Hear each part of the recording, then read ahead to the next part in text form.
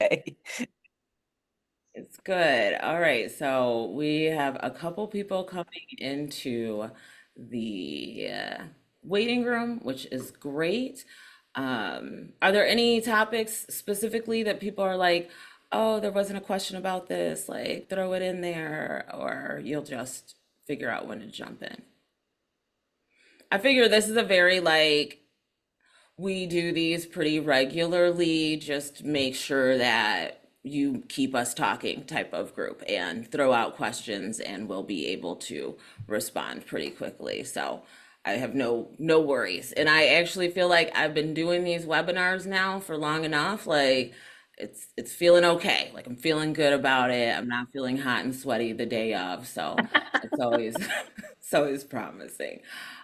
All right, let's see who we've got coming in. Love it. I just heard yesterday that in the apps portion, you can actually play a little music in the apps portion. I just tried it out. It was very cool. They have like a whole like different genres of music, and then they have individual playlists within each genre For the as waiting room? well. Yeah, if you go to apps and you can find out that information. So I was like, oh, okay, this is great. Okay, so let's see here. Hi, is it Sharnita? Thanks for joining. And then we've got, let's see, Dolly is coming in, Willa Jackson is coming in. So this is great. We just started a Smashing Your Sales Goals meetup group for Columbus and for Cleveland. So we're seeing a lot of people coming through that way. Is it Chandra? Is that what it is? I'm sorry if I mispronounced your name. It's Chanda. Shanda, hi, how are you? Hello, how are you? I'm doing good. I'm doing good. Thanks for joining today. It's great to have you. Thank you. Hey, Chanda. Hey, Miss Jackson. Glad you ladies were able to join us.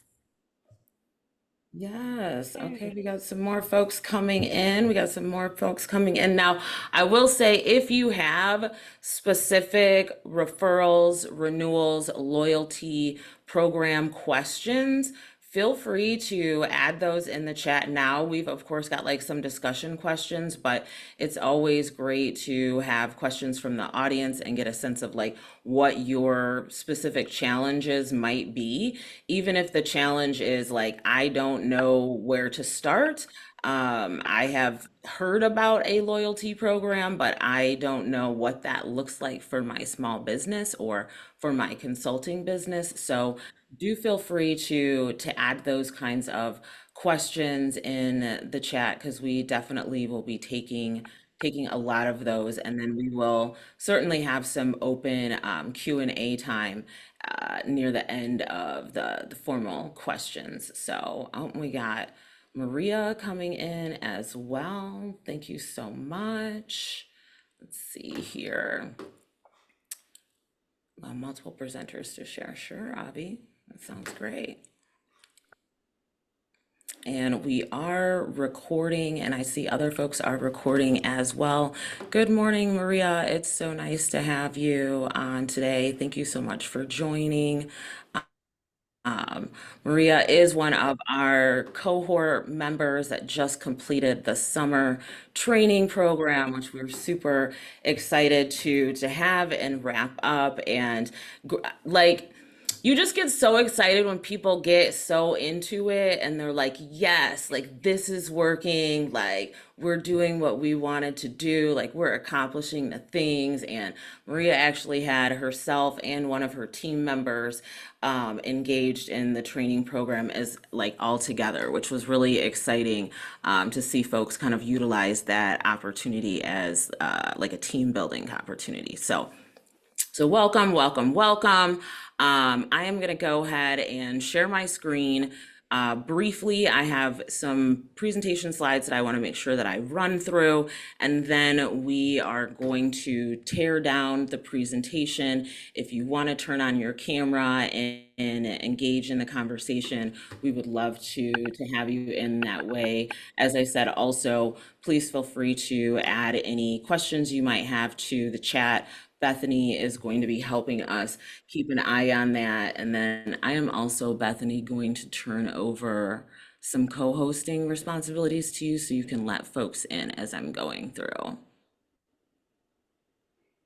Co-host, there we go.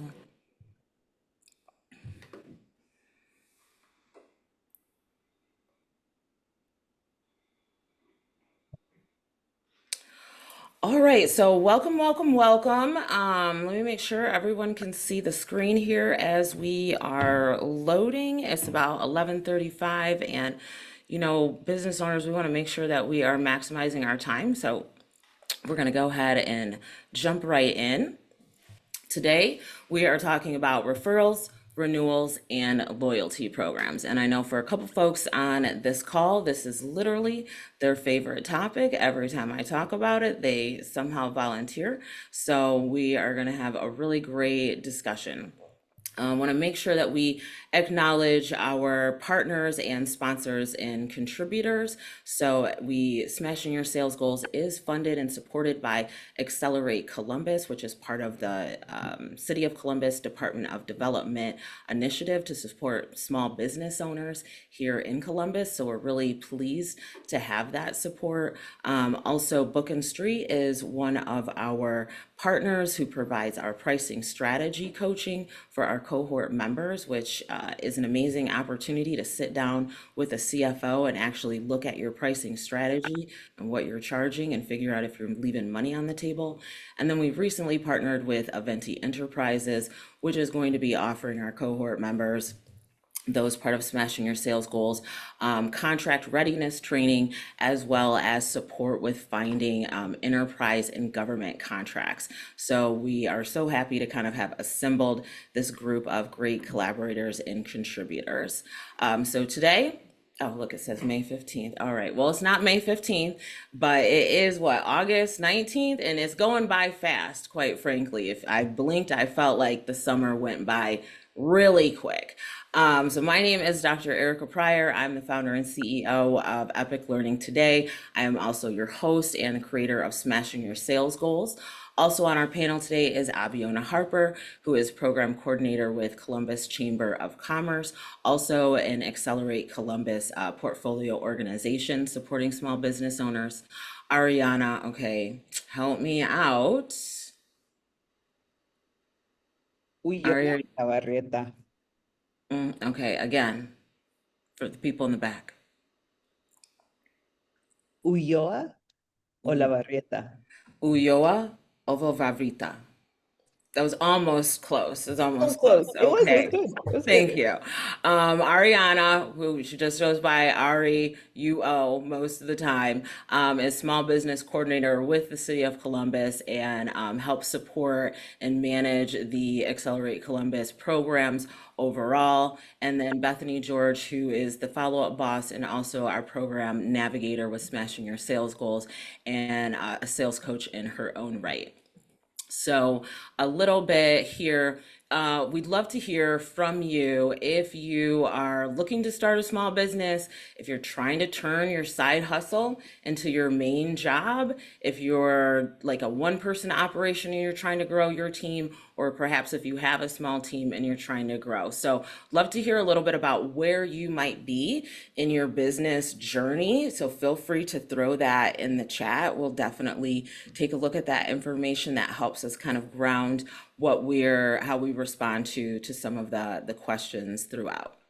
So I want to make sure, of course, I tell you a little bit more about smashing your sales goals. I say it's a movement to empower, encourage, and uplift business owners, sales professionals, micro entrepreneurs. And we are doing that with three sort of core principles. The first one, in terms of empowers, we want you to smash it, right? So I absolutely want you to generate more sales. I want you to generate greater revenues. I want you to turn let's see, passion into profits.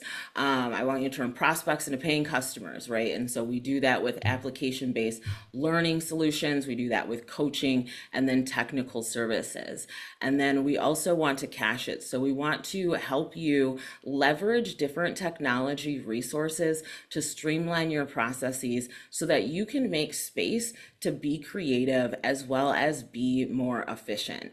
And when we say leverage your technology resources, not just talking about AI, although we're all talking about AI, and that's great. And if you're not talking about AI, please start the conversation with yourself, with your business partner, with your teams.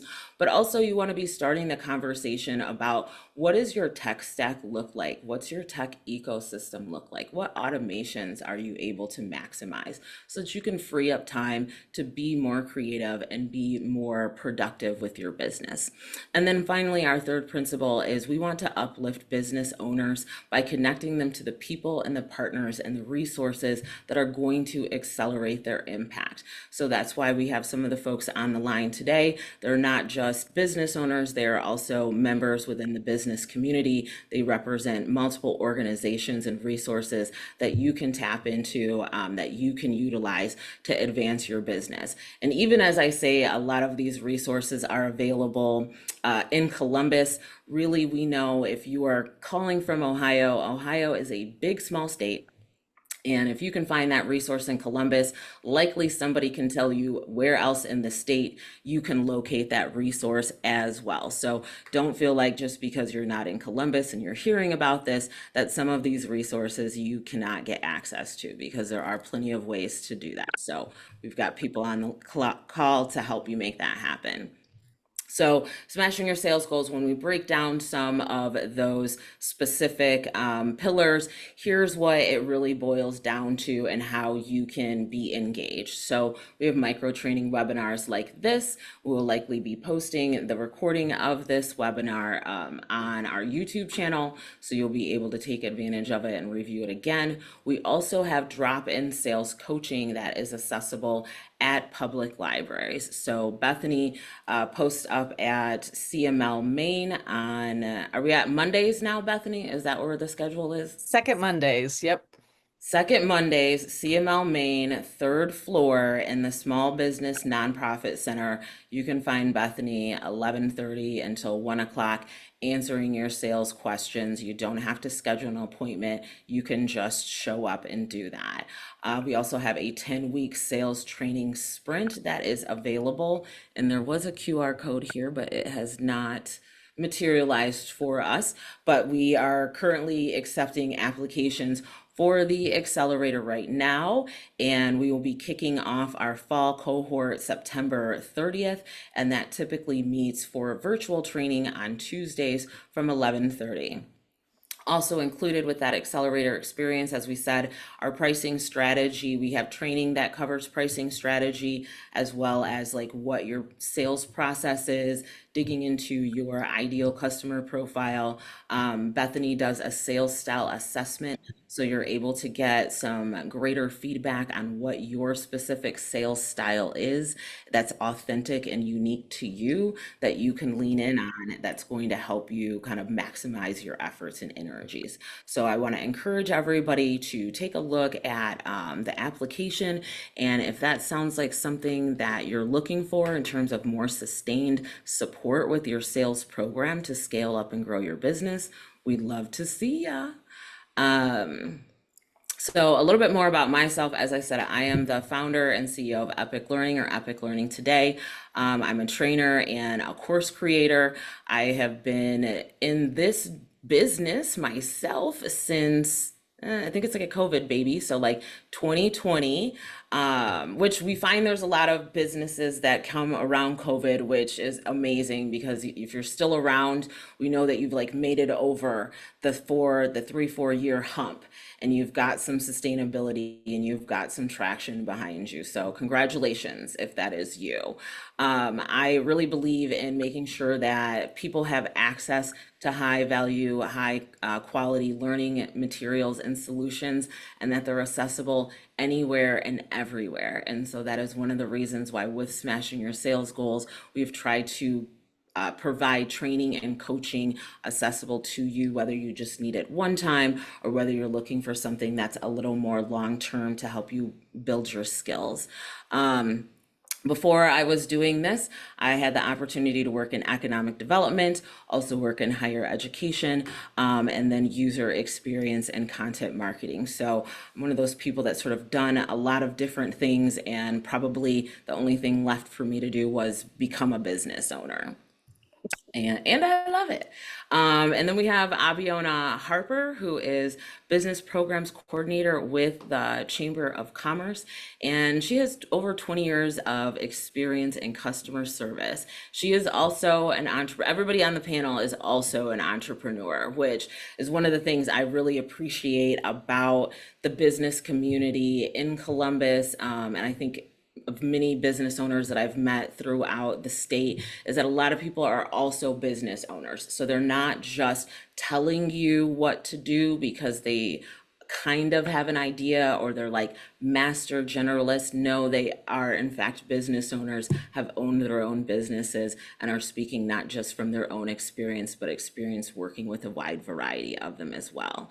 Abby has also founded and grown a nationwide brand ambassador loyalty program. So you probably know who was excited and volunteered for the conversation today. She's rebranded a loft concept business model to a brick and mortar operating and yielding, what is that, 75? What, I don't know. Three quarters of a million, 750,000. See, just putting all the weird numbers up there. And then she is, in fact, Lean Six Sigma certified. And this is like a full circle moment because when Abby and I met, she was in transition. Wasn't really sure what she was going to do, if she was going to kind of lean in on her business full time or look to kind of work someplace as well as work her business. And I literally saw like an opportunity with the chamber, and I was like, I don't know, but this seems like this could be something for you. You talk about how you love working with business owners more than you talk about being a business owner. Maybe this is an app for you. So I'm so glad that like worked out, and I feel like you are really in the space and place that you are able to deliver on your gifts. Is that some accurate? You are totally accurate. I am eternally grateful to you. I'm in my sweet space right here, helping entrepreneurs, connecting them to resources to help their businesses thrive, to build community. You were absolutely spot on and still are spot on, and I cannot thank you enough. Oh, thank you so much. Now, Abby, while I have you here, do you want to do a little plug for the Accelerate Columbus programs that the Chamber offers? Since we've got you on the phone, we'd love it. I can now. While our Accelerate Columbus program is full, our cohort will be starting next Tuesday, August 26th, and it's a phenomenal program. I actually have a former participant on our call today and a upcoming participant in our fall program on the call today. But all of our 10 organizations that participate in the Accelerate Columbus program are phenomenal. I think that they all give you great foundational tools to help your business set up for sustainability. I can't say enough. It's a generous sponsorship by the City of Columbus, and the resources that you can tap into are just tremendous. Again, it's a great way to be connected to the resources that our region offers and to fellow business owners. So whether it's our spring 2026 program that you join in on, or Dr. Pryor's program, Shara Hutchinson's program, Beth Mandooni's program over at Video Story, Sammy and her husband up in Philly with First Sip. All of them are phenomenal. I just implore you, take advantage of the resources that you have at your disposal because they are a game changer for the growth of your business. You know what? Like, totally agreed. And I think one of the things that you really plug into that I think people don't always realize is truly the connection in the community that one can build a part of these programs. Like, when you're thinking about, I want to partner and I want to like utilize that as this growth strategy, but who do I partner with? This is where being a part of some of these programs can really be beneficial for you because you can meet people, learn what they really do, see their work work ethic and determine if that's going to be a partner that you could work with in the future. So also keeping that in mind as alongside the resources and support that you can receive. So we're moving over to Ariana Uo, who is our small business advocate. She is also an EQ trainer, and Ari and I go back a long ways as well. I think all the way back to maybe your Hispanic Chamber of Commerce or SBDC days. I'm not Yeah, sure. I feel like SBDC days. Could be back to the SBDC days. So Ariana has served as the small business coordinator for the City of Columbus and Economic Development Division for, I want to say maybe about 3 years now. And she absolutely is deeply rooted in the world of business development, business growth, and exploration. And is also a business owner herself. She has been an executive coach for the Lights Regional Innovation Network of Ohio University, the director of the Ohio SBDC at Columbus State Community College. She is also the past chair of the Mid-Ohio Food Collective, which I always respect and appreciate, right? Because a lot of times people don't, and one of the things I appreciate about the Food Collective is that it is focused on not just solving the problem of food today, but looking at the systemic issues that families and communities face that lead them to being food insecure. And so that's a very different approach than other food organizations, which are trying to, of course, address the issue of food insecurity. But when you do it that way, it's more like a band-aid. So I appreciate how the Food Collective kind of takes that reverse engineering approach and is doing some really innovative things to spin people up and help them reskill so that they're no longer experiencing food insecurity as like the last line of things. She is also founder of Aliri Business Strategies and partner at Next Level Trainings, where she focuses on helping entrepreneurs work in their business while working on their overall vision. Now, you know what? I'm going to drill in just a little bit here and ask you, because a lot of times people will say, you need to be working on your business, not in your business. So if I can get you, because I feel like you've already got like something prepared for that line, tell me what does that mean for you, and how do you usually help people understand the difference? I mean, I always bring it back to working in it like day to day, right? Day to day operations. And then also like the whole reason Accelerate Columbus, the chamber, your program exists is because then it supports business owners and taking a step back and looking at the future, right? What's the vision for the business? What's the long-term plan for the business? And successful business owners are able to be in the both and, right? Like not necessarily at the same time, but be able to go back and forth between looking at the vision and then making sure that day-to-day activities are moving the business toward that vision. It's sort of like the difference between like being on the hamster wheel, right? And then looking at the hamster wheel within the full aquarium and being like, okay, how does this hamster wheel exist within the full aquarium? And what else do we need to Yeah. do to Yeah. populate the full aquarium to make it what it is that we want it to be? Yeah. Thank you. Thank you. I love that. So we're super happy to have Ari on the call. And then also with us is our friend Bethany George. Our images are just not showing up today. So Bethany George is the follow-up boss. She is also a sales coach, and she is the program navigator for Smashing Your Sales Goals. And so Bethany has been training people basically on follow-up strategy, which for a lot of folks is where things fall off, right? And so that is why she is like really dedicated to helping you understand what is your sales archetype, like what is the sales strategies and techniques that you can utilize that are going to be most authentic for you.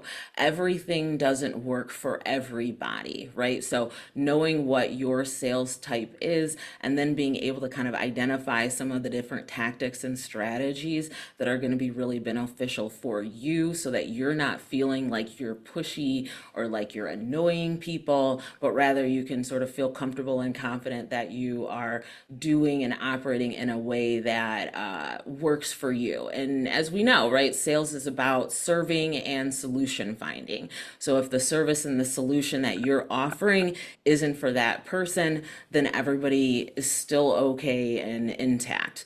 Bethany, does that sound about right with some of the things that you're doing with the architect personality assessment? Yeah, absolutely. I love going down that rabbit hole with people and helping them recognize where their strengths lie and kind of give them permission to step into the things that feel more natural for them and not think that they have to create a persona in order to sell well and grow their business. That's a really important thing. Not create a persona, right? Because at the end of the day, we are going for know, like, and trust. And if people come to know, like, and trust someone that's not authentic, eventually they'll figure it out, right? And eventually your veneer will crack. You can't hold up that persona. So going with your authentic self is the strategy that we advocate for. And so now we're going to jump into some questions and see where we lie on this. So our first question, I'd love to hear from the panel, the connection between referrals, renewals, and loyalty. Like, how do they actually reinforce one another in a meaningful way that people can kind of wrap their mind around? Abby, you want to jump in? Absolutely. We know that when you have customer loyalty, they're going to be more likely to make repeat purchases, right? They're going to tell any and everyone that will listen to them about whatever this thing or service is that they are in love with that is irreplaceable, which is going to bridge the gap because a lot of times in a lot of different industries, there's seasonality to sales. So there's, peaks and valleys. And customer loyalty bridges that gap to provide some steady, consistent income because you know that these are your diehards, and unequivocally, they're going to make those repeat purchases. So it's just so very important to really hone in on those that are like your core base because they're going to be with you through whatever, the thick and thin, when times get hard, when there's some transition, when you need to pivot, even if you have a new product offering, they're going to be there. They're not going to have to be hard sold on, whatever this new offering is. So when you have that loyal customer base, it's easier to cross sell and upsell. And they play an important extension of your brand because those are your ambassadors. They're going out and they're speaking truth about your product, where someone may not have normally even come in contact with whatever it is your offering is. Oh no, that's a great way of thinking about it because the opposite, right, is true. So when you have loyal customers, they're turning into your brand ambassadors, they're with you, they become ride or die.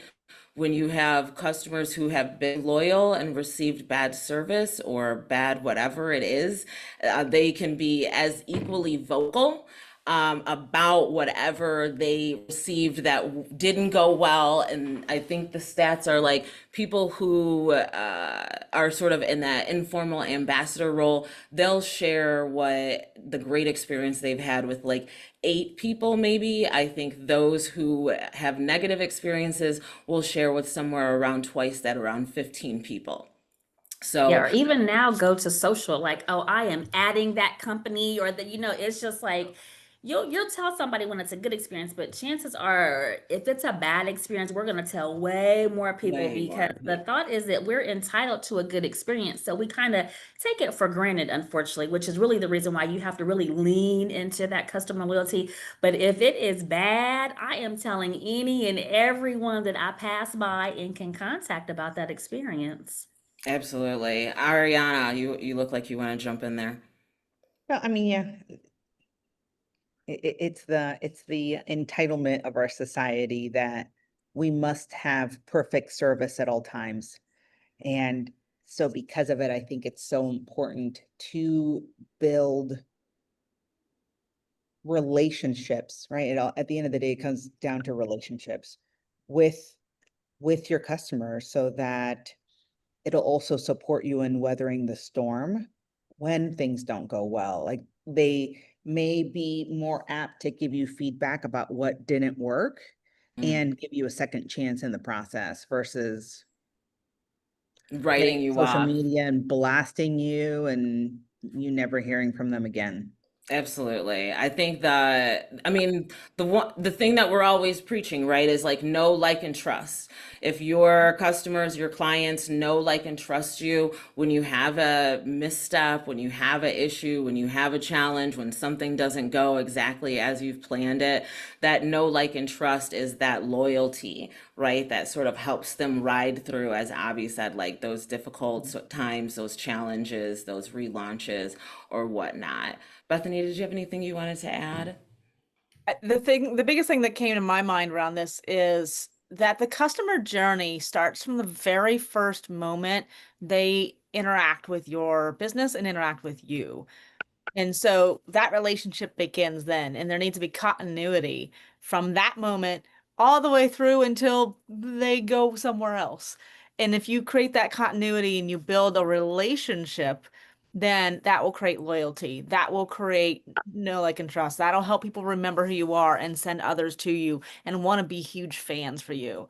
So that's where that loyalty that comes from. That's where referrals come from. It's the continuity of a relationship, and it's easy to forget that sometimes when we get just so inundated in our business and we kind of shift into a transactional interaction.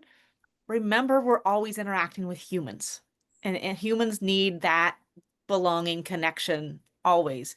And that's where loyalty to a brand comes from. And you know what? Oh Oh, no, jump in, jump in. just also to Bethany's point, it's also important to remind your clients that you are the human behind the brand, behind the business, because they'll be more willing to, I mean, Forgive. yeah, like good business is Mhm. good business, great.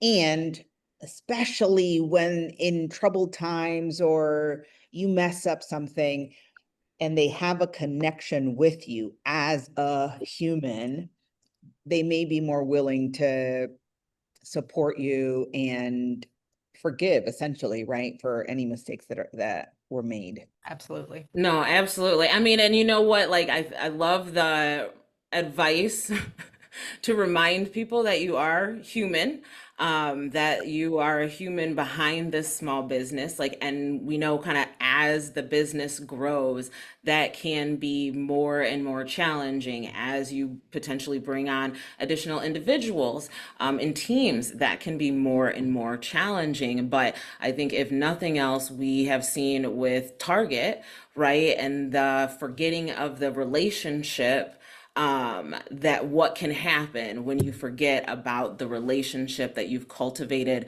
with your customers and what kind of response the customers can take, because we know it's typically not about pricing, as to whether or not people want to renew or where their loyalty sits. It's typically about their experiences. And we also know with the buying patterns of younger consumers, social alignment, values alignment is also extremely important. And even, more consumers generally are finding that social and values alignment become really important. So we don't always want to like drill it down to pricing, because that's usually not what's driving that. But one of the things that I think I'd love to hear our panel talk a little bit about is signals that someone may not want to renew, or that a client may not renew, or that they're not going to kind of re-up with you, or they're not interested in sort of going on the next year with your subscription. Like, what kind of signs might you see, and how might you kind of address those? Of course, if they tell you like I had like a negative experience, and you're able to collect some feedback, either through survey or through some other means. But what other signs might there be that people could look for that a client may not renew, and what could you do to address it? Bethany, you want to jump in? I definitely have something to say about this, but I was just waiting to see if anyone else had something. I think the biggest thing you hit on a really interesting concept, and that's subscriptions. And I see this all the time in my own personal experience. I sign up for a subscription of something, or even it's like a coaching program or it's a group program and you show up and it's fully my responsibility to show up and interact. And if the person facilitating the program or facilitating the subscription doesn't ever attempt to interact with me, if I disappear for a couple weeks or something and they don't even like, hey, haven't seen you, it really feels like I'm just another dollar to them. And I think a lot of us have become very jaded with businesses. They treat us like a dollar, they treat us like transactions. And so we treat them like a commodity and we move on just like that. There are no signs, there are no signals because there's no relationship. It goes back to that again. So the signals are you still interacting and communicating with your customers? Because you can start to sense something's off. You can sense the cold shoulder, you can sense the quiet that wasn't there before. But if you're not having those interactions, you don't sense it, you don't see it. That's a really good point. And you can come to that information whether it be through email newsletters and you're seeing low send, like low open rates, or you're seeing low click through rates, or on your social media posts, you're seeing lower engagement. In addition to, that physical presence, like those are all going to be markers that can help you identify when someone may be losing engagement or losing momentum. Willa, did I see your hand up for a question? Yes, I have a question in regards to the subscriptions. You said that, like if someone does not continue on with it, is there a format? Is there a procedure for us to reach out to clients to just kind of find out how they're doing? I mean, how do you do that? Do you Great get a question. report? Do you get a report as to who opts out of your newsletters? Oh, I don't create a report, so what do I do? I mean, do I go ahead? No, I mean, like the reason I didn't answer the question was because I was thinking about like it so depends on the type of business that you have, right? As far as how you can tell if businesses or if your customers are starting to look elsewhere.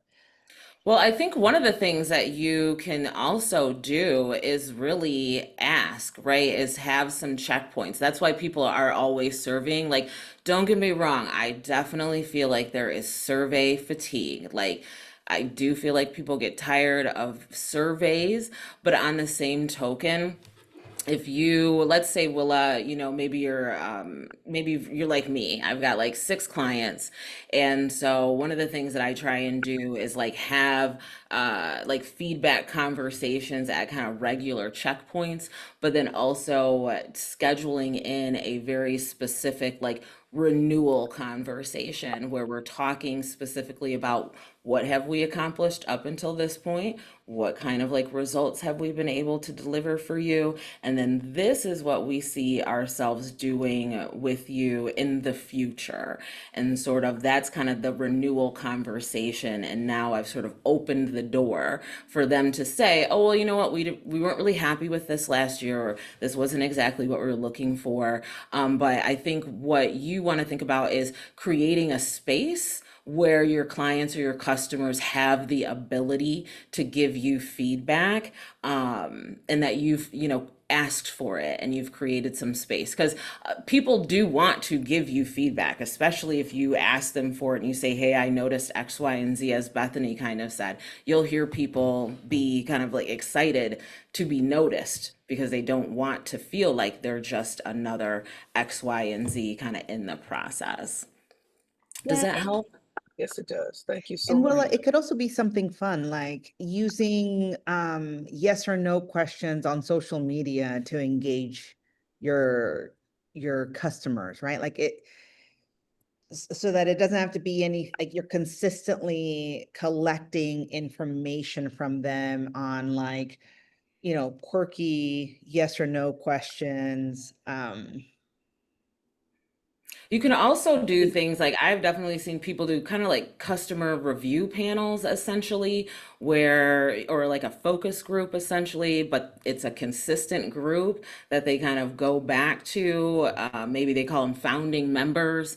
I've seen people kind of utilize that group type as well, where they bring people kind of almost into the process of being a part of the business and making some of those decisions about product or service delivery or follow up or engagement.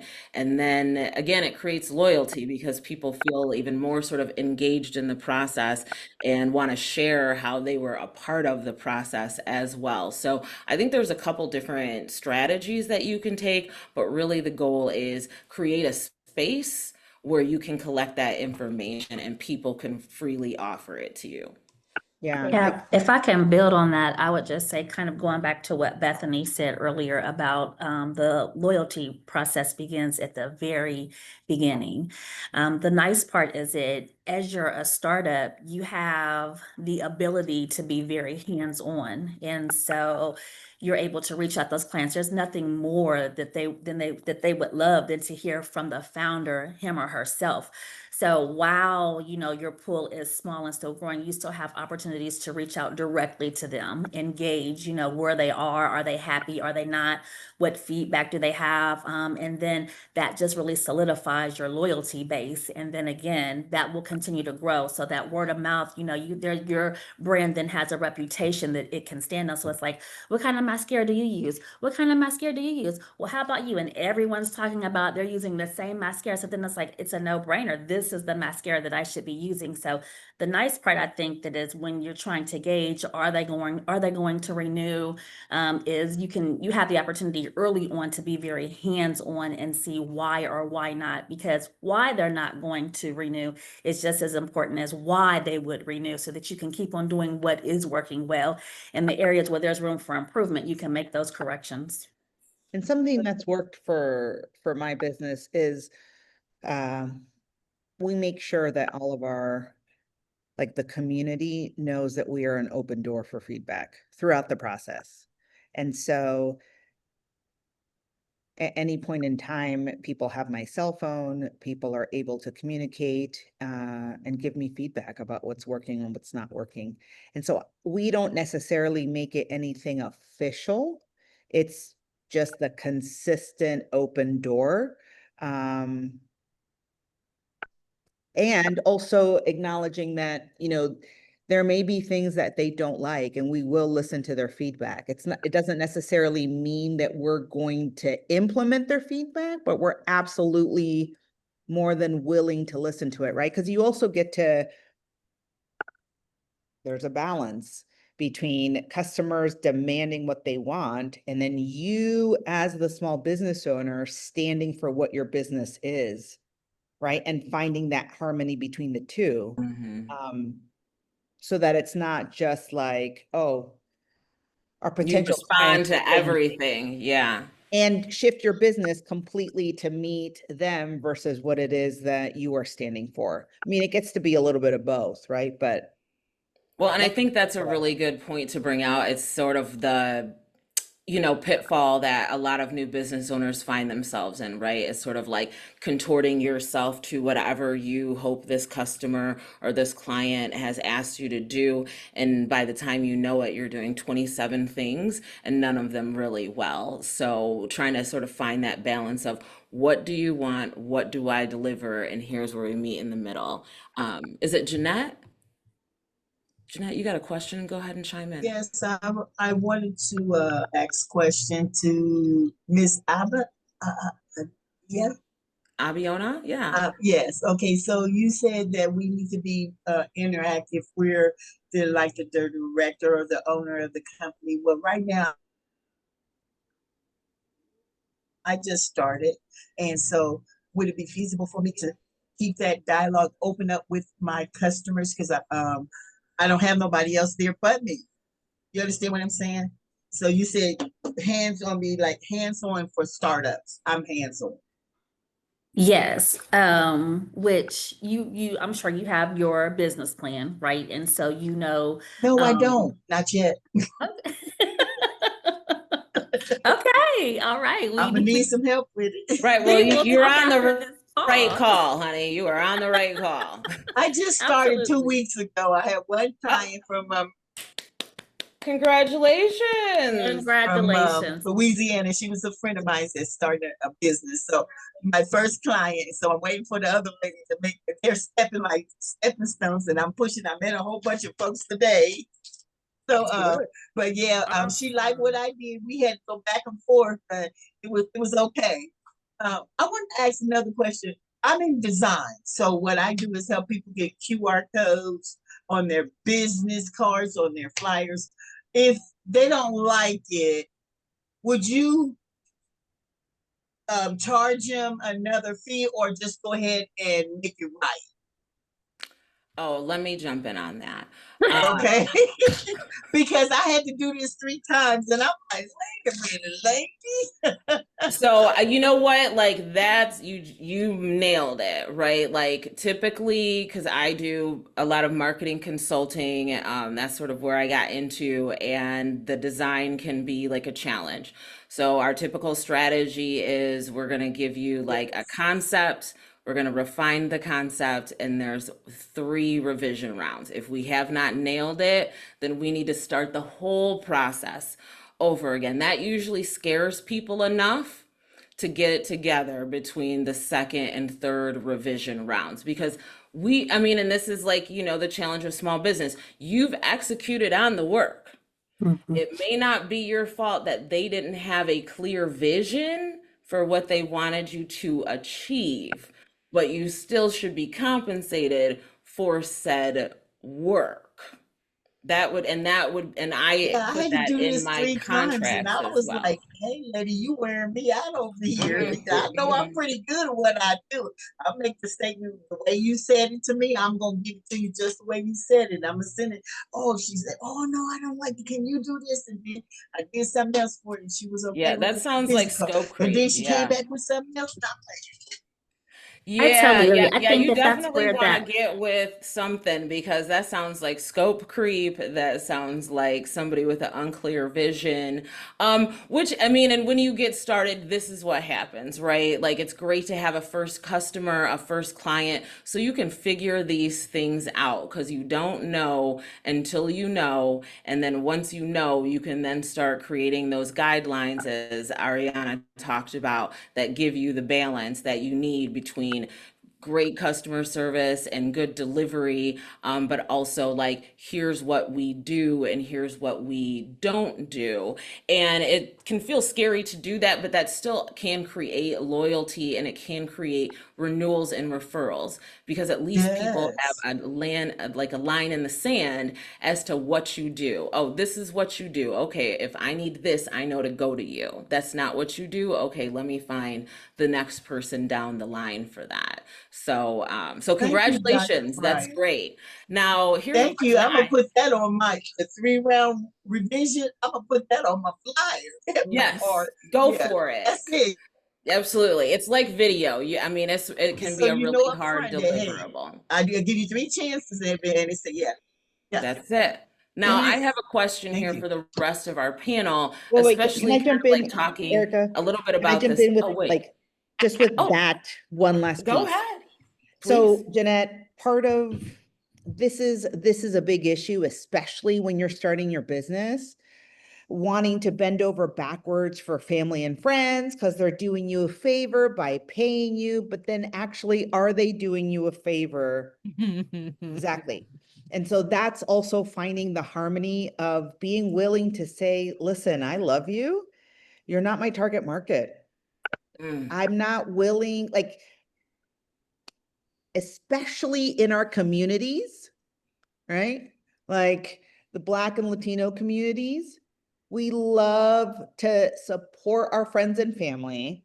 And then like, they're like, oh, sis, like hook me up. We know each other. No, like that actually is what doesn't work. Our friends and family should be paying full price, if not more than full price, to support us in starting out.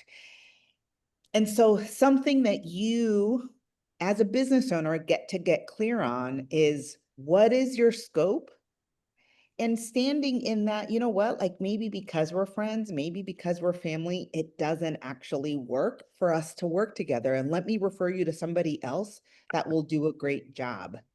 But like making sure that you're also not tainting the relationship, or you as a business owner, and I'm not saying just you, Jeanette, I just mean like business owners in general, right? It can become a resentful place if friends and family are consistently asking you for discounts, asking you to go above and beyond because of the talent that you have, that because you're family, you get to give them a discount. And we get to consistently, this is something in my office that we're trying to do, is change that narrative where Mm.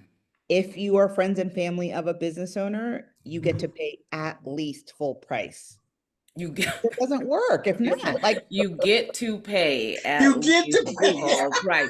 Can somebody please put that on a t-shirt? If you're friends and family of a business owner, you get to pay full price. at That's least, perfect. At at least. least. Yes. Yeah, okay. I would I like, have Thank you for Oh, that, Jeanette, you because have really put out open up a a can powder of keg worms, here. huh? People are jumping in. Okay, Bethany, what do you want to say about this? I just want to add, and it even just goes on from that same point. So I talk a lot about relationships. I talk a lot about really connecting with your customers.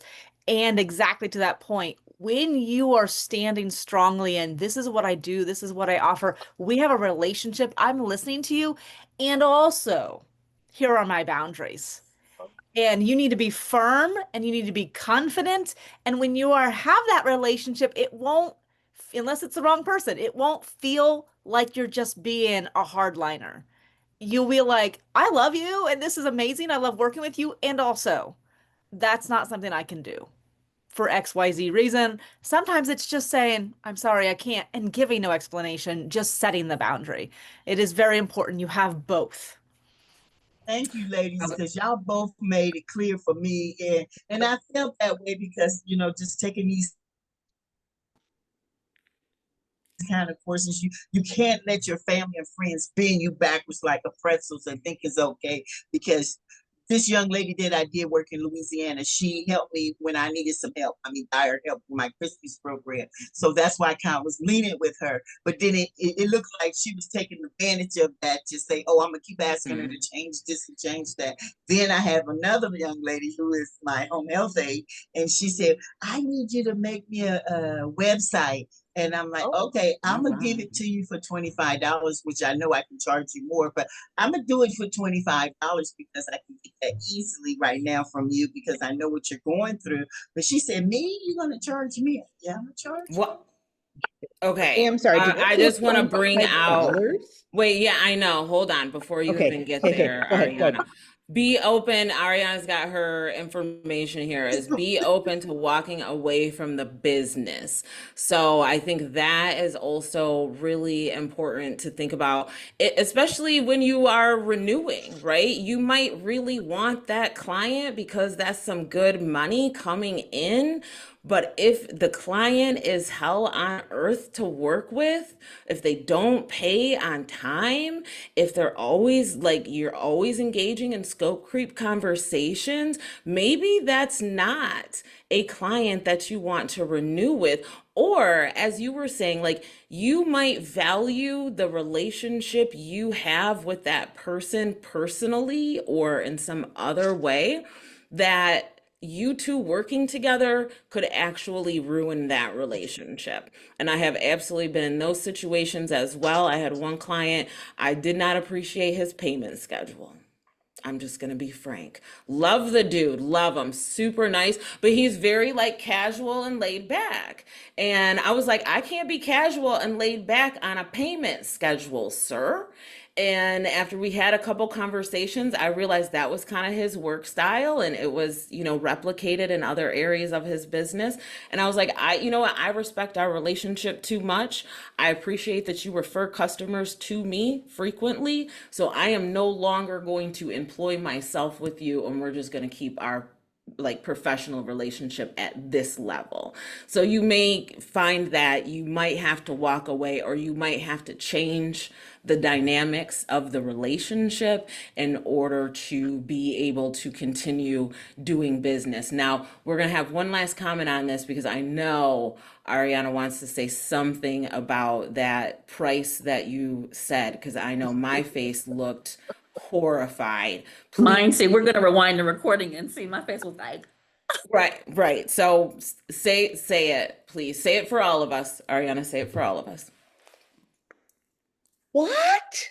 $25. What? I mean, okay, so Ariana, no, don't judge me, please. no, Don't. so Jeanette, what I'm hearing is you don't have a business. You are a nonprofit providing a service to people. Got it. So I'm gonna need you to get off the call because this is for business No, owners but that it's not want just to what we're make talking money. about. No, She and said, here's the I'm gonna thing. need you to get Like, off the call. Now stop. I no, think like, what yeah, this go ahead, Erica. means Go. is, Jeanette, you are well positioned to start working on that business plan so that you can identify your right fit customers. You can put together a pricing strategy that is going to be competitive with your market, that is also going to ensure that you will be making money and that you will not be losing money by virtue of time or resources to projects like that. I think that's what Ariana wanted to say when she said, "What?" I think that's what she was trying to say. absolutely. And I Um, know you said we were getting ready to move on. If I could just interject that, yes, it has been a hard lesson to learn, but having the willingness to say no is so empowering. And when you stand when you stay within your lane and you withhold those boundaries, you can unapologetically say no to certain business, because all money is not good money. And I find that we all have this sense of discernment in our spirits, right? And you know when you should say no. But in entrepreneurship, we are constantly chasing revenue, right? But what we find, and what I'll say is, what I have found is, in those instances where I should have said no but said yes, it is the most horrible, time consuming project that I have taken on. And it just like it hurts me to my core to to engage with that client, with that project. And I'm resentful in the end, because I've deviated from my business plan. I've gone left of center instead of trusting the process and staying within the boundaries of my why I'm in business. So being willing to say no, it's okay. No is a full sentence, and it is okay to say no, because everyone is not your target market, and everyone who is interested in your services is not a good fit. Abby, thank you for saying that. Like, Jeanette, we all have like we are oh God, menopause sucks. Um Sharing, that was a really hard word. We are all sharing our experiences because every single one of us have been there where we have said yes, offered a discounted price, if not free, lost money. We're just passing on our experiences like so that you don't do it, so that it gives you the courage to say, you know what, thank you, but no thank you. Let no, me thank refer you. you to somebody else. And I was Maria kind of kind of like happy that nails it here in the comments. She's like, when you're doing that, you're offering interest-free credit to your customers, and that's interest-free. The only person paying is you.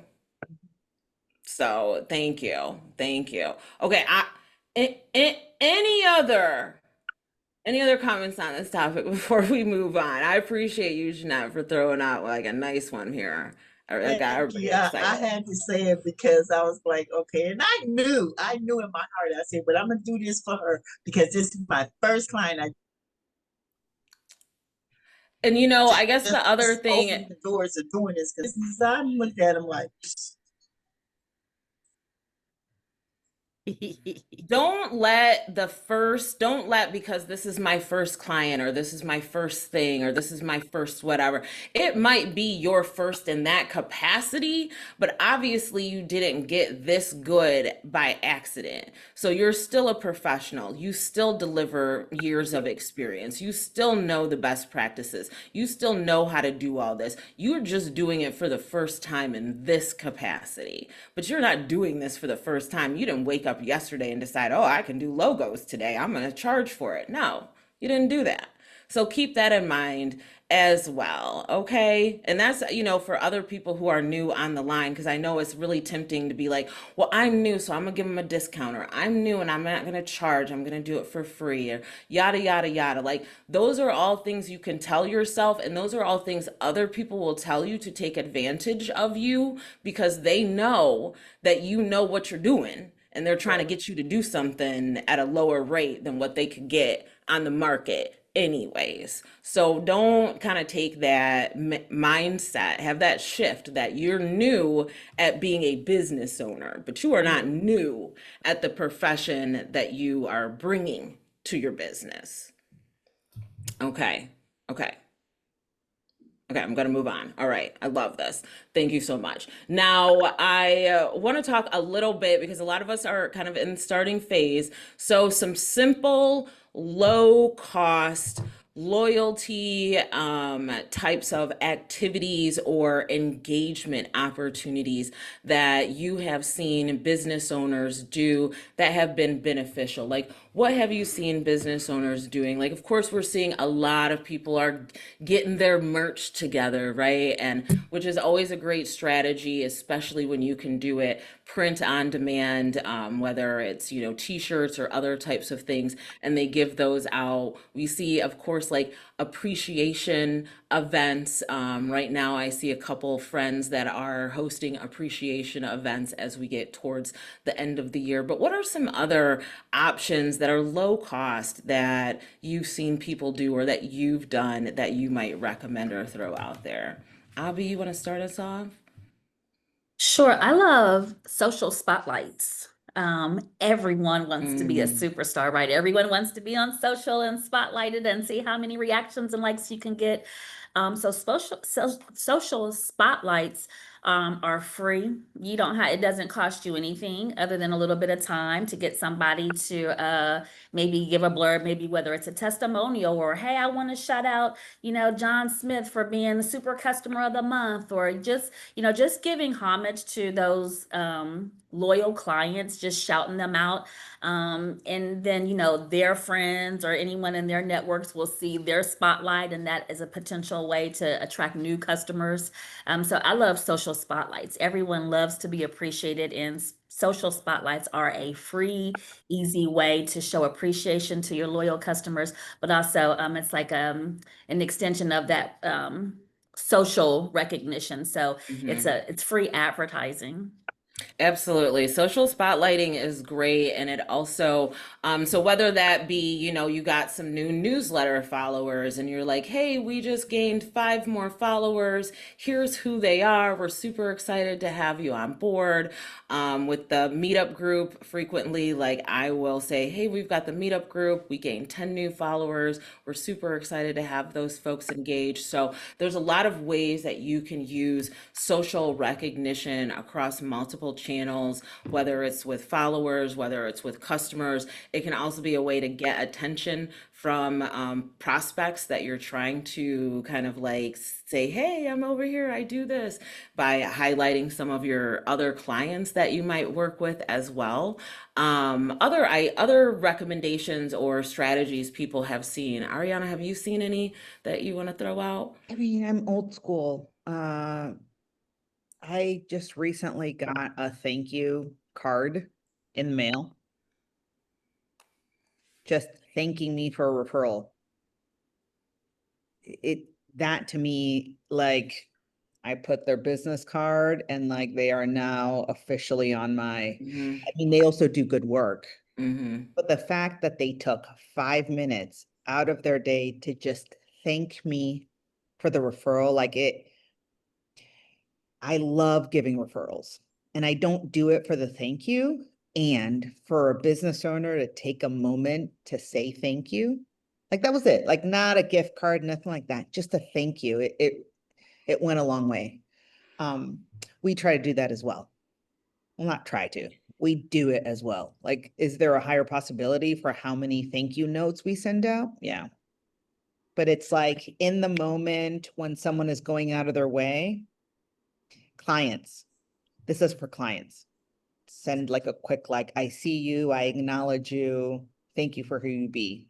Just, right? Like a little sunshine in people's day. Absolutely. Because that also, depending on the type of business that you have, that personal touch matters. I recently ordered a piece of art from Etsy.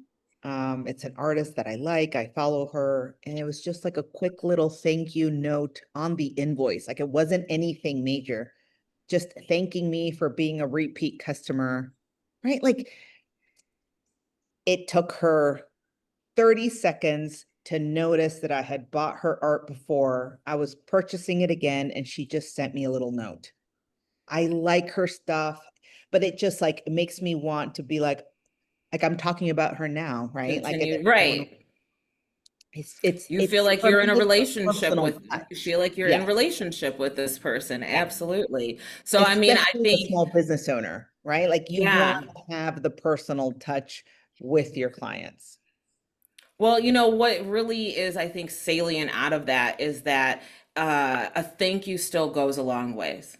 It still goes a long ways. It can be in very many contexts. It could be a quick card. It could be a digital card. It could be a quick text message. It could be an email follow up. But doing the thank you of some variety is really, really valuable. I would say it's probably even more valuable in some instances than kind of like those recognition things. Like I know where, people, you get, when I had a Jeep, I would get like birthday cards for my Jeep, and I'd be like, oh, okay, this is interesting.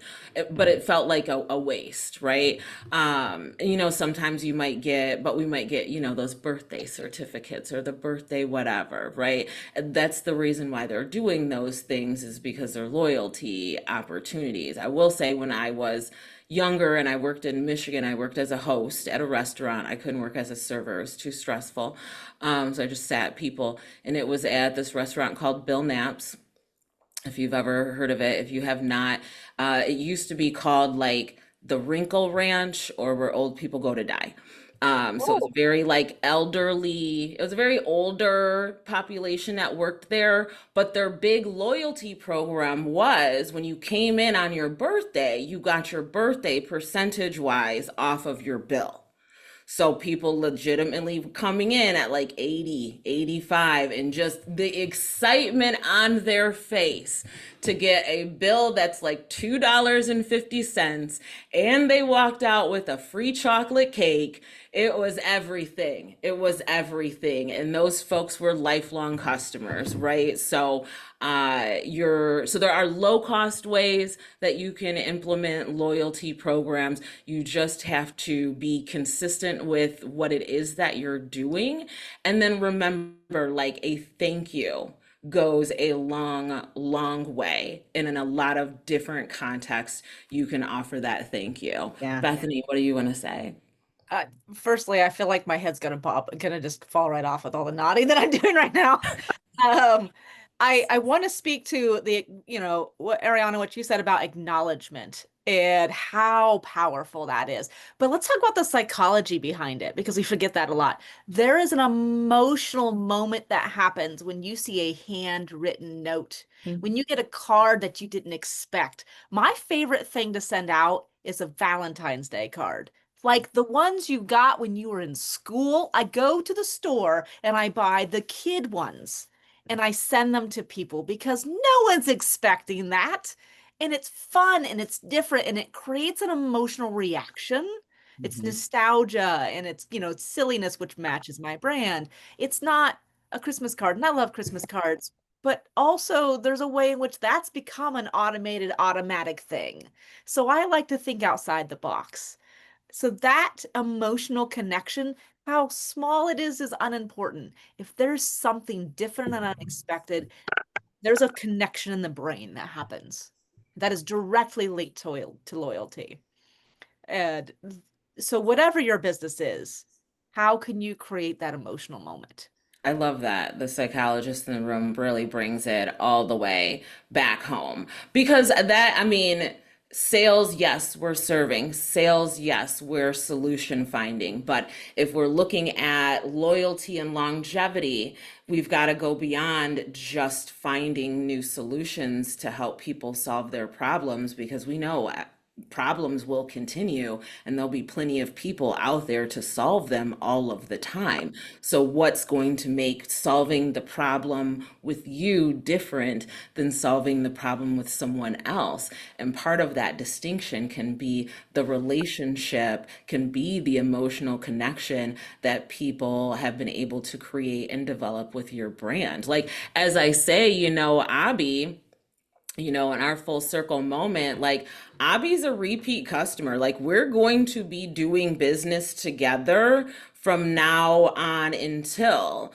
But that's because Abby was like, I'm a trust that Dr. Pryor like knows what she's talking about. I'm gonna take her training program. I'm gonna see what happens. And so now we're at a space where I'm sure she's referring people to my program as well as others. I'm referring people to her program as well as others, but we have like an emotional like loyalty relationship that came out of first serving her and helping her find a solution for her problem. But the loyalty and the emotional connection is what happened when we built that relationship over that process and then what happened after that. So I love that that's where we started and like that's what we keep rounding back to is that you are building relationships, you're creating emotional connections when you're talking about loyalty and longevity versus just serving and solving the problem because that's always already what you're doing as a business owner.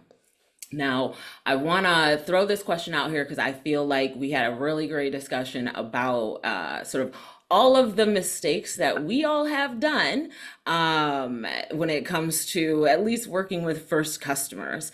I wonder if there are any mistakes or challenges we have seen or experienced that small business owners can sometimes fall victim to or fall prey to when they're trying to do a loyalty or a rewards program. I'll kind of start and say that I think the one mistake a lot of business owners make when they think about a rewards program is that it has to be monetary. And so I think we kind of covered at least some things that you can do that are low cost are not monetary. Like I think people always want to be like, I got to give a discount in order to like get people to stay on board. And so, I mean, you can do that, but as long as you're framing up that discount such that it's not cutting into your bottom line, right? A lot of people will give a discount, but they don't recognize or kind of know how much that discount might actually be hurting them. And they may have needed to kind of readjust the numbers to show that discount. Other kind of mistakes or challenges you have seen business owners fall into when trying to put together or launch a loyalty or a rewards program for the panel. Abby, what have you seen? Well, I think you nailed it on the quantifying how much is this going to cost, right? I do not believe in conditioning clients to purchase on discount. If you do, they will only purchase when there's some type of a discount promotion running. So I'm not a big fan of discounting. But with that being said, I think that also one of the errors in the loyalty program is lack of consistency. You have to be consistent in your delivery every single time. So my first experience should mirror my second experience, should mirror my latest experience. So consistency and gratitude. I just think that those are my musts in business. I don't want to go off on a bunny trail, but I was buying some shea butter from this vendor for probably 10 years. And I loved it because it it helped with my son's eczema. It wasn't like really heavy or anything. It didn't leave a residue, but it annoyed me that she never thanked me for my business. I never got a thank you. I didn't get a thank you card. And what really put the nail in the coffin was the last time I purchased from her, I gave specific delivery instructions. I was having it delivered to my aunt's house. Don't put my name on it because they don't know me. Put my aunt's name on it. And so she didn't read that. And so I'm calling, seeing if it got delivered. No, the doorman didn't see my package and they were getting ready to throw it away. So I called her and it was just all this big rigmarole. So we finally tracked down the package and she didn't apologize for not reading the note. She didn't say that. And I said, well, I've been purchasing from you for over 10, almost 10 years. And she said, and who is this? And I Oh, just was like, the one who will not be purchasing again. And Mm. so that was it. It was just the lack of gratitude, the lack of recognition, the inconsistency. Just that was it for me. So inconsistency. So whatever your loyalty program offers, be consistent. If what my offer isn't the same as Shanda's, then that's a problem because ultimately at some point in the line, we're going to begin comparing notes. We're going to go to socials. We're going to say, okay, well, you got that. Oh, that wasn't my offering. So it's very important to spell out how that loyalty program is going to work, and to be consistent in how you award those loyalty actions. And then second, again, as we were saying from the beginning, it's about the gratitude. People have a lot of options on where to spend their money, and we cannot take it for granted. So we have to have gratitude in each and every purchase and not take those dollars for granted, not take those referrals for granted, and not take those renewals for granted. So I think one of the long story short issues is lack of consistency and gratitude in your loyalty program. So it's not enough just to have the loyalty program, but to also following it up with loyalty, like a small note that goes far, a special, email that goes far. There's some very small things that you can do that don't involve a lot of time or money as a way to thank individuals for their business. Absolutely. Great comments. Now here's a question moving over to referrals as we kind of drill down here. What is your recommendation for, I guess, the right way to ask for a referral? Is there a right way? Is there a wrong way? Is there good timing? Is there bad timing? Like what are your thoughts on that? Bethany, do you want to start us off? I think the biggest thing when it comes to that is providing how to do the referral. I think that's the thing I see most lacking when it comes to asking for referrals. I don't think there's anything wrong with asking, but if you're like, hey, if you know someone who needs this, send them my way, people don't really know what that means or what that looks like. But if you're like, you know, for example, we have space opening up in our next cohort. We would love for you to share with your friends. Here's something that you can send over to your friends to tell them a little bit about this program. You give them the language, you give them the thing to share. It's easy. It's click, paste, go. If you're making them do all the work, they're not going to do it. Good point, good point. So, and that's one, I mean, that's one we always want to think about, right? Like, regardless, is how can we make the process as seamless as possible, as frictionless as possible? And if we are arming people with the opportunity to support us in that way, how can we make it as easy as possible for them to support us? So that's a great recommendation. Ariana, what are you thinking? You look like you've got some ideas, no? I mean, I am a broken record. It's relationship. I think that I don't think there's necessarily a wrong time when your relationship is solid with your clients. And making sure that you're being specific as to the ask, within a time frame, like, hey, I'm currently looking to fill this cohort. Here's my target market. The program starts, October 1st, do you have anyone in mind that you can either connect me or be willing to give me their information so that I can connect with them? Because the second you put it in their hands, like it's not gonna happen. I mean, maybe It it'll might, it could, it's possible. but like it's much easier if you right now in this moment pick my brain as to who would be an ideal client for you. And then I'm sending you their information or putting you in a group text to connect you. And then it's out of my brain and I'm complete versus like, oh yeah. Yeah, absolutely. Send me the information and I'll send it on. I mean, with me and my ADHD, sometimes I do it. I mean, that's a really good More than point. likely I don't. That's a really good point. So I think the other thing is like how much ownership can you take kind of in the process? How can you make it again as easy as possible for Yeah. someone to be able to kind of offer that referral? Now, one strategy I have used and that I do use when especially when I want to get people to sign because they're taking too long, is I will send them an email and be like, we are filling up on capacity. This is frequently true in some instances, right? We're filling up on capacity. We've got time, we've got space for this many more trainings between now and the end of the year. And we are signing people between now and then, right? And so we're creating an urgency, we're creating a time frame, and we've already sort of had some conversations. And so now I'm trying to get them to kind of close in some instances. And then the follow up is, do you have anyone that we should be connecting with? And then here's the information for what we can do for them or what we have the space or capacity to do. So again, kind of getting specific so that they know what we're looking for, how many spaces we might have available, and then what the timeline is to be able to offer that. So if they Yeah. don't offer anything, they're like, oh, it's over, nothing I can do.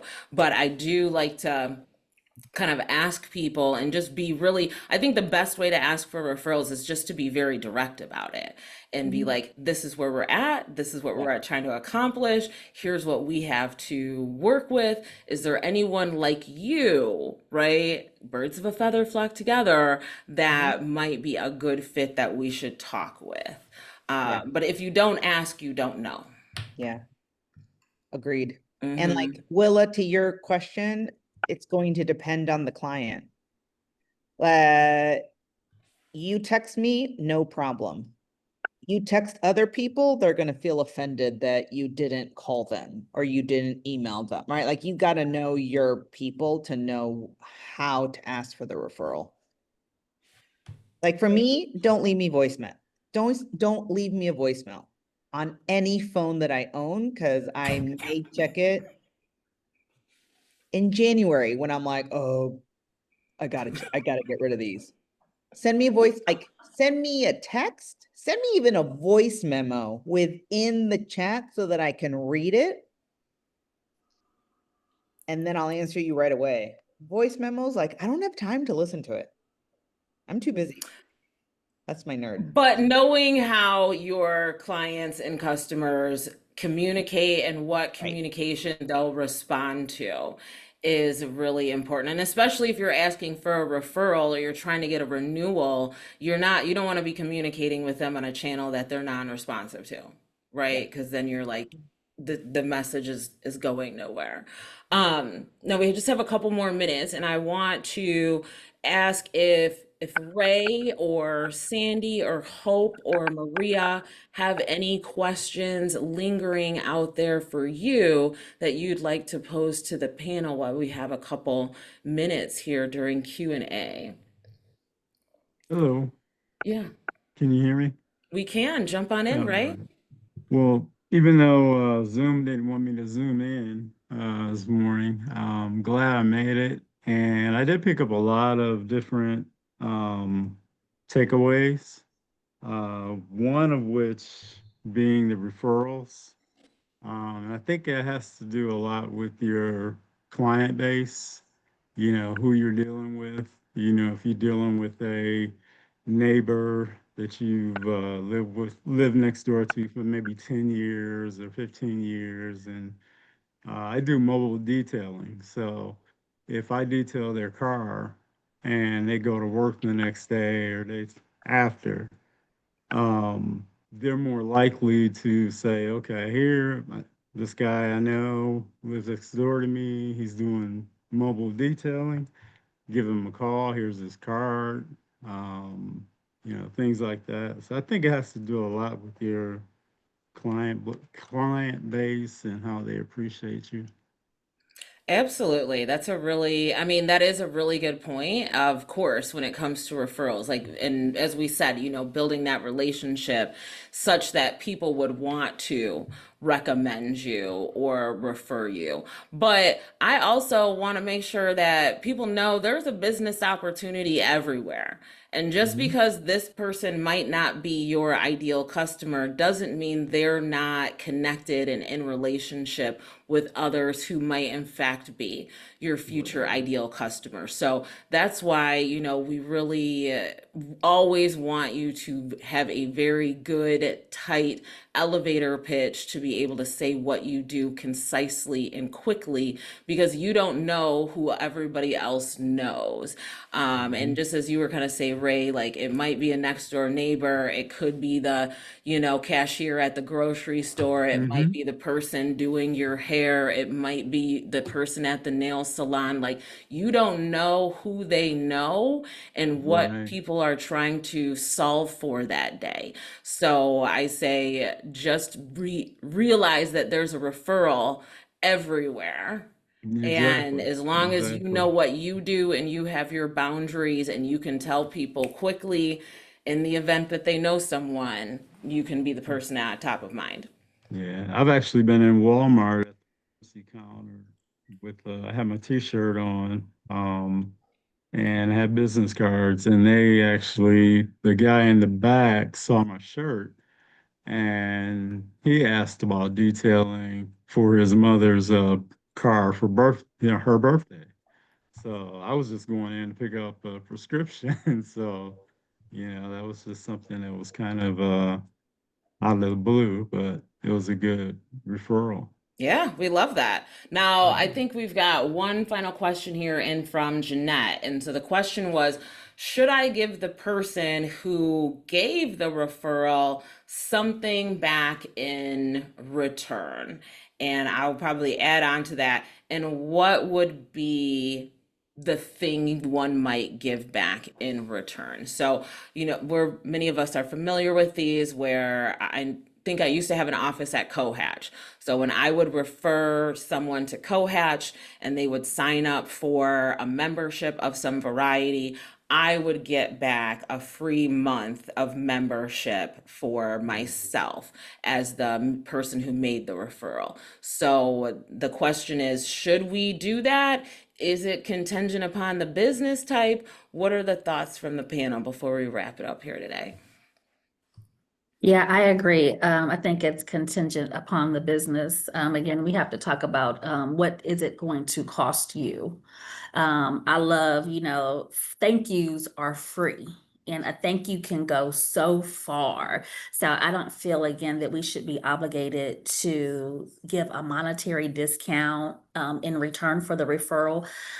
Just showing the appreciation that they again, know, like, and trust you in your services enough to tell a friend, family member, or whomever about you. That thank you will go far. I don't think, to Ariana's point, I don't think that we refer for the thank you ourselves. We're referring because we want to pour into you as a business owner. So she gives that referral out with no expectation of receiving something in return. So I think that, you can start with a thank you now as it builds up, again, if it makes sense financially according to your business plan, then we can talk about if there can be some type of monetary gratitude. But, you know, just starting with a simple thank you, I think goes far.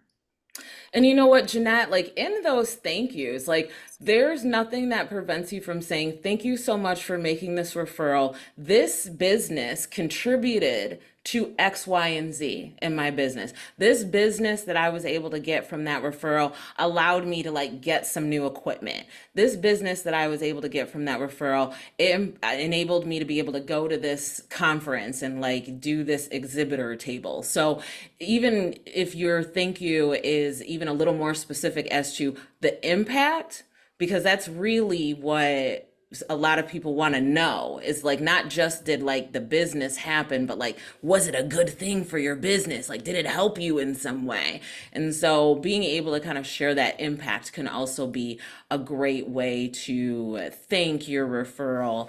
But I don't think, as everyone said, don't feel like you have to have a monetary obligation, especially at this point in your business journey. Yeah. And I mean, if you want to include something, in my experience, it's cheaper to provide like a gift card, like a nominal gift card to another small business that you would also like to refer business to, right? So one that I like to give out is Bake Me Happy, because it's a good excuse to go buy their stuff. Like I have to go buy the gift card and then buy the ding dongs. Anyway. You can't tell they're gluten-free. They're amazing. Anyways, but But like I I love also like that to do because it's that. really sort of bringing in that community aspect, right? Right. Like, because we want people to refer us, and we can't get that energy if we're not giving that out. So we Exactly. have to be also in a position of referring others. And if we want to be referred as a small business owner, it behooves us to do that same work for other small business owners, Right. especially if we don't really want anything back, right? That's a give first, Exactly. Techstars mentality. And like it's also, a $10-$20 gift card is probably cheaper than a 10% discount that you would be giving, or a 20% discount, right? It all comes back to like, what's your pricing? What is it costing you? And if you really like, maybe for the, like, I agree, like the thank yous are enough. If you're getting someone that like consistently is referring, great. So every once in a while, buy them a gift card, but it doesn't have to cost you in your business. Like have it be an expense that it's a, Hmm. it's a nice referral, and it's not costing you time. All right, Jeanette, thank you for the final question. Thank you everyone for joining on this call. This has been an exciting, dynamic conversation. I knew it would be. I knew it would be. I had no doubts in my mind. Plus, it is, like I said, it's a great time of year to be checking in with your customers, checking in with your clients, trying to sort of forecast and see what you can pull together and put together for 2026. I want to thank our panel, Abiona Harper, Bethany George, Ariana UO, for joining us. I want to thank all of you for joining us. We'll be posting this video and some of the places and spaces where you found it. I will also make sure that we have a copy of the slide deck available for you, because we would love to see some of you, many of you, all of you, but not all of you, because some of you are in other programs and we're excited about that. Miss Willa Jackson, I feel like we met at ECDI, if I'm like not mistaken. So congratulations on where you are in your journey, as well as you, Jeanette. That's awesome. What's that? I'm loving it. Yes, Me too. yes. Do you guys So help with business plans, Dr. Pryor? You and Eva? I can't say their we name. I'm don't do sorry. business plans, but I believe that business planning is a part of some of the other Accelerate Columbus programs. I You do? You do business planning? No, reach out to me. I can Oh, yes. direct you. Did you put your email address in will you put your email address in the chat? I'll throw mine in there too. I apologize, folks.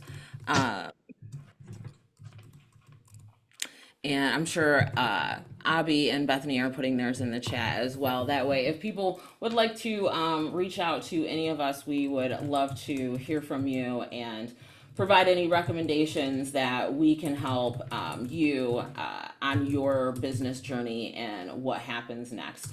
So again, I want to say thank you so much to all of you for joining the conversation and for your engagement and your time. And our next panel is going to be in September, where we are talking about pricing strategies exposed. So if you have pricing questions, I'm looking at you, Jeanette, wink, wink. Then we hope to see you at that panel in September, where we can talk more about some of the pricing. Please send me the invitation. I'll be glad to go. Girl, you are already on the list, Thank okay? you. All right, thanks everyone. Have a good afternoon. We'll see you next time. Bye. Thank you. Thank you. Erica, don't go to. Bye. Thank you. Nice to see you, Willa. We appreciate you for coming out today. I love this. We got to get these addresses. So are you going to send them to us, or are we supposed to copy this chat line? You know what, Willa, how did you get in here? Where did you Abby? sign up? Oh, how did I get in here, girl? I don't know. I just kept fooling with it until I got here. No, I mean, how did you hear about the event? Did you hear about it? Abiana. Oh, okay, okay. Then Abby will absolutely be able to make sure you get these email addresses and you can reach out to us when you need to. Okay, sis? Perfect. All Thank you. right. Thank you so much. Take good Have a good care, everybody. afternoon. This was amazing. Yay, thank you. All right, I'm closing it down, friends.